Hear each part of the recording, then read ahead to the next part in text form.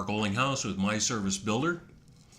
I know some of you have been looking forward to finding the report functionality that was in the previous version of the estimator, the one that kicked out the Excel worksheet.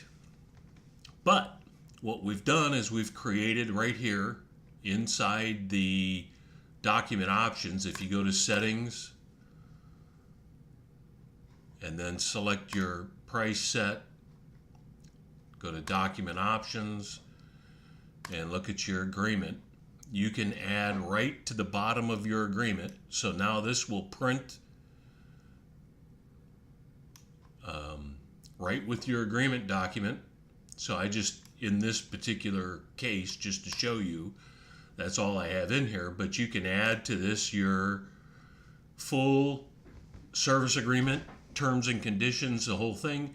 And at the bottom, you just tack on this job report, create a table, and then here are all the tags that are available, and put them in here. Then when you generate I'm going to generate this is in the full coverage plus category.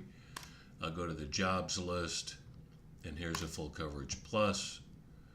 Generate the agreement document, and there you go. There's your report.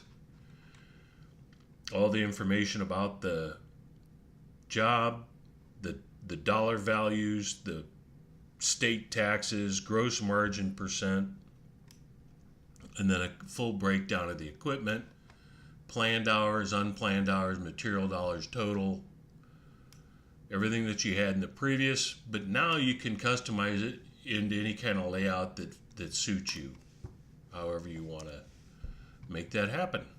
Thanks for watching.